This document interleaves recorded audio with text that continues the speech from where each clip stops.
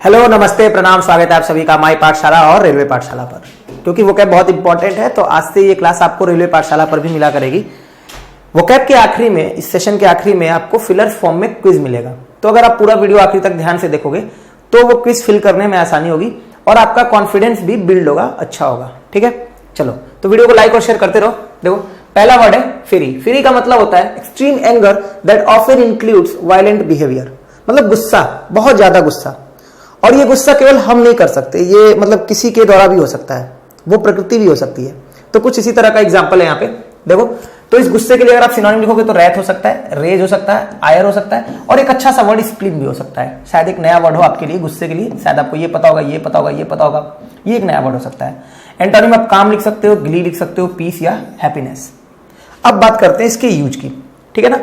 तो देखो, ये टाइम्स ऑफ इंडिया ने अपने एडिटोरियल में पहली लाइन लिखी कि द हिंदू और टाइम्स ऑफ इंडिया दोनों जगह जो एडिटोरियल है वो इसी पे लिखे थे, जो तूफान आया हुआ है अम्फान, तूफान का बड़ा भाई अम्फान, उसके बारे में लिखा गया कि नेचर का गुस्सा, नेचर्स फेरी वॉज अनलीज्ड, वो खोल कर रख दिया गया, मतलब वो पूरी तरह से खुल गया, पूरी तरह से मतलब सामने आया।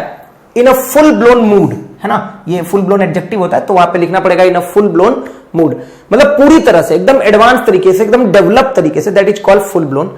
एज, जैसा कि जो सेवर साइक्लोनिक स्टॉर्म है, ये जो गंभीर साइक्लोनिक स्टॉर्म अम्फान है, बैटर्ड, वो टकराता है कहां पे, बंगाल और उड़ीसा में, with wind speeds of up to 165 kilometre per our.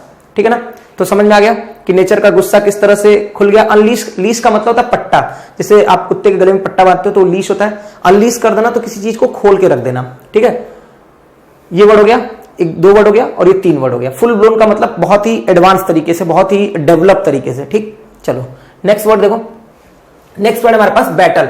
Battle का मतलब होता है to try very hard to achieve something difficult और to deal with something unpleasant या फिर डेंजरस, मतलब किसी चीज से संघर्ष करना, लड़ना, उस चीज से कुछ लेकर निकलना, दैट इज कॉल्ड बैटल करना। ठीक है, मान लो किसी को कैंसर है तो वो इस समय क्या कर रहा है, उस कैंसर से बैटल कर रहा है, लड़ रहा है, वहां से निकलने की कोशिश कर रहा है उस अनप्लीजेंट सिचुएशन से। अगर आप इसके सिनोनिम देखो तो इनकाउंटर, बैटल शब्द आपका नाउन और वर्ब दोनों हो सकता है। ठीक है, क्लैश, स्ट्रगल और कॉन्फ्लिक्ट। अगर एंटोनिम देखो तो सीज फायर, रिट्रीट और हार्मोनी।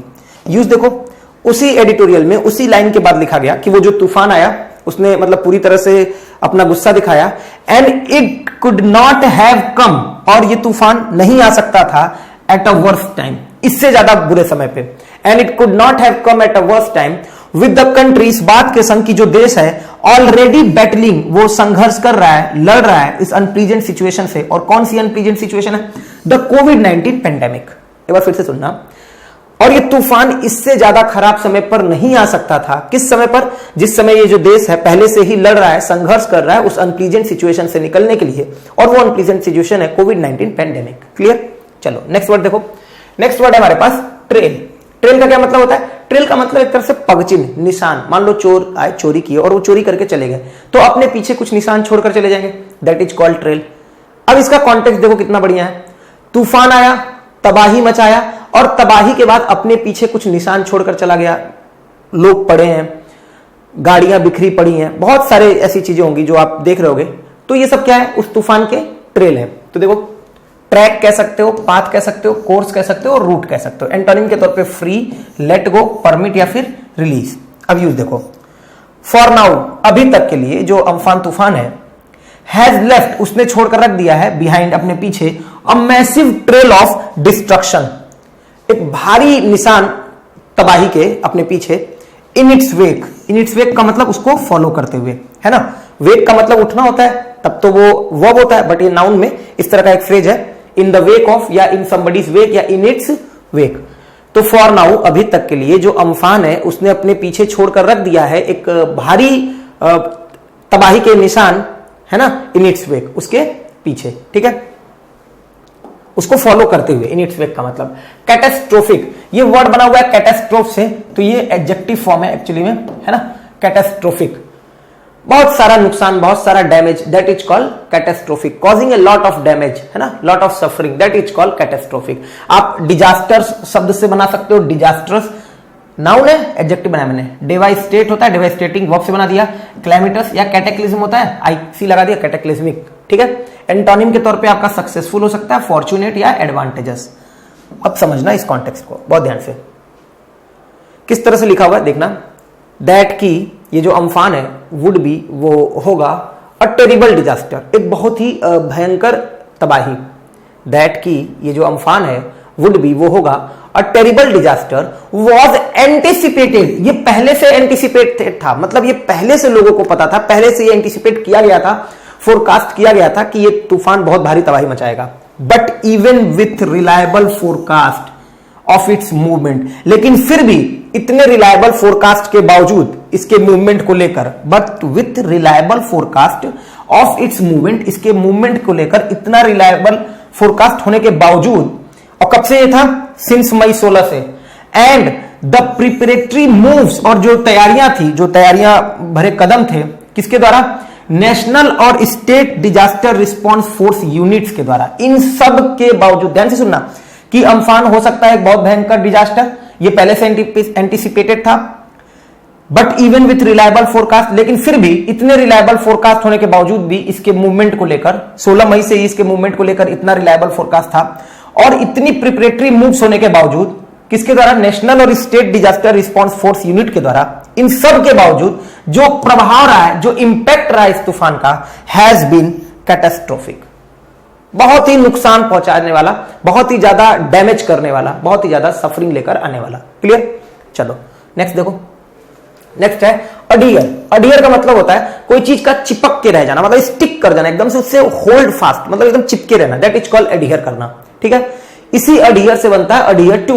अडियर टू का मतलब होता है उन नियमों से चिपक जाना, तो नियमों का पालन करते हुए, ये अडियर है, और इसी से एक बढ़िया सा फ्रेज है अडियर टू।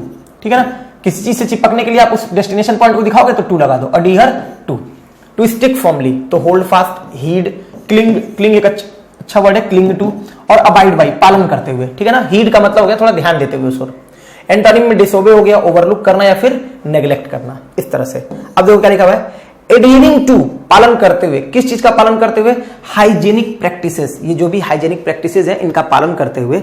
उसके अलावा क्या है, हाइजेनिक प्रैक्टिसेस समझ रहे हो ना, कि साफ सफाई और स्वच्छता, इन सब चीजों को लेकर।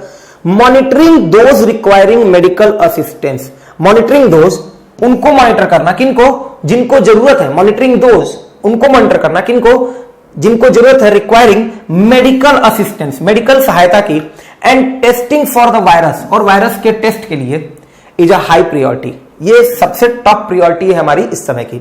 मतलब ये तूफान आया हुआ है, इसी तूफान के बीच आपको पता होगा उड़ीसा और वेस्ट बंगाल में, यानी कि कलकत्ता में काफी लोग भारी मात्रा में वहां गए हुए हैं। तो इसी बीच ये बात बोली जा रही है कि वहां पे एक तो उनको एक जगह पे ले आके शेल्टर किया गया हुआ है, तो अडियरिंग टू हाइजेनिक प्रैक्टिसेस, इसका भी पालन करते हुए, जो हाइजेनिक प्रैक्टिसेस है इसका भी आपको पालन करना है, साफ सफाई का भी ध्यान रखना है, दूरी का भी ध्यान रखना है, और उनको भी मॉनिटर करना है जिनको जरूरत है मेडिकल असिस्टेंस की, और उसके अलावा वायरस के टेस्टिंग की भी। ये सब हमारी क्या है इस समय, हाई प्रायोरिटी। तो क्लियर हो गया, अडियर टू।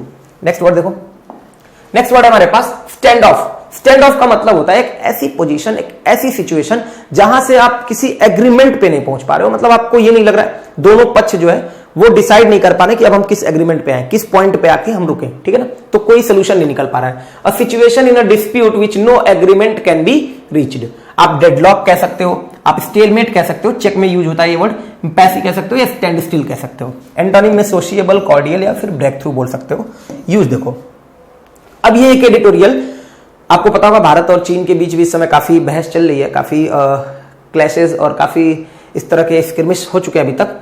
तो द स्टैंड ऑफ, ये जो स्टैंड ऑफ की पोजीशन है, मतलब कोई एग्रीमेंट नहीं आ पा रहा है भारत और चीन के बीच, उसको लेकर बोला गया है कि द स्टैंड ऑफ इन लद्दाख, लद्दाख में अपीयर्स, वो प्रतीत होता है, टू हैव बीन ट्रिगर्ड, ये परफेक्ट पार्टिसिपल है, उसका भी पैसिव है, परफेक्ट पार्टिसिपल का पैसिव है, कि उसको ट्रिगर किया गया है। फिर से सुनो, द स्टैंड ऑफ, ये जो सिचुएशन है कि मतलब कोई एग्रीमेंट नहीं आ पा रहा है, कहां पे, इन लद्दाख, लद्दाख में अपीयर्स प्रतीत होता है, क्या प्रतीत होता है, टू हैव बीन ट्रिगर, कि इसको ट्रिगर कर दिया गया है, किसके द्वारा, बाय चाइना, चाइना के द्वारा। और कैसे कर दिया गया है, मूविंग इन ट्रूप्स, अपने सैन्य दल को ले आकर।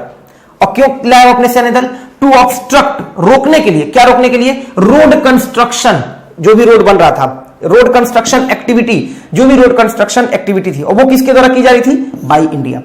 तो इंडिया के द्वारा जो रोड कंस्ट्रक्शन एक्टिविटी चल रही थी, उसको ऑब्स्ट्रक्ट करने के लिए, हिंडर करने के लिए, थॉट करने के लिए, रोकने के लिए, ये जो स्टैंड ऑफ की स्थिति है लद्दाख में, प्रतीत होती है कि उसको ट्रिगर कर दिया गया है किसके द्वारा? बाय चाइना, अपने सैन्य दल को ले आकर, मूविंग इन ट्रूप्स, अपने सैन्य दल को वहां पे ले आकर। क्लियर हो गया? चलो अब देखो, ये आज का फिलर्स है। अगर आपने वोकैब शो अच्छे से देख रखा है तो आप इन फिलर्स को फिल कीजिए, ये आपको गजब का कॉन्फिडेंस देंगे। आप वर्ड के कॉन्टेक्स्ट समझ पाओगे, उनको यूज कर पाओगे, उनके यूजेस समझ पाओगे। इसको अपने दोस्तों के साथ शेयर भी करो। अब ये कल वाले सेशन के वोकैब मतलब फिलर्स जो क्विज थे, ठीक है, एक एक करके हम सॉल्व करते हैं। She tried to dash him into changing his mind. अब देखो, वो उसके माइंड को चेंज करना चाह रही थी, तो हमने कल एक वर्ड पढ़ा था नज करना। नज करने का मतलब क्या होता है? हल्का सा कोहनी मारना, एक तो ये होता है। दूसरा मैंने कहा था कि नज को एक और फिगरेटिव सेंस में आप यूज कर सकते हो, जब आप किसी के माइंड को, किसी कन्वर्सेशन को मोड़ते हो, तो यहां पे हो जाएगा पहले वाले के लिए नज, तो फर्स्ट के लिए हो जाएगा नज, क्योंकि टू लगा है तो V1 लगा देना। World leaders are now united, जो वर्ड लीडर्स है वो पूरी तरह से यूनाइटेड हो चुके हैं in their dash for peace, तो अपने पीस की खोज के लिए। तो सेकंड के लिए क्या लगाओगे? In their quest for peace. Third है he had to dash the door down. देखो, बैटर डाउन का मतलब होता है बैटर डाउन, बैटर डाउन का मतलब होता है तोड़कर गिरा देना, तो थर्ड वाले के लिए हो जाएगा बैटर, है ना, प्रहार करना बैटर होता है, अभी आज भी पढ़ा था batter. Industrial progress is being dash by mass of regulations, तो जो इंडस्ट्रियल प्रोग्रेस है उसको मतलब एक तरह से जकड़ लिया गया है, उसको एक तरह से बाधित किया गया है, शैकल किया गया है। तो ये इज बीइंग है, तो यहाँ पे V3 लगाना इस शैकल का, और ये हो जाएगा फोर्थ वाले के लिए शैकल्ड, ठीक है ना। तो उसको एक तरह से बांध दिया गया है, पूरी तरह से जकड़ लिया गया है, किसके द्वारा? By a mass of regulations, मतलब बहुत सारे जो नियम कानून है उसके द्वारा। After 3 hours of dash rain, मतलब 3 घंटे की जो बारिश हुई, द गेम वॉज अबेंडन। देखो, वैसे तो लगातार बारिश होनी चाहिए थी, बट हमारे पास ऑप्शन इंटरमिटेंट का है, तो हमने भर लिया ये वाला ऑप्शन फिफ्थ वाले के लिए। इंटरमिटेंट रेन का मतलब हो गया छिटपुट बारिश, ठीक है।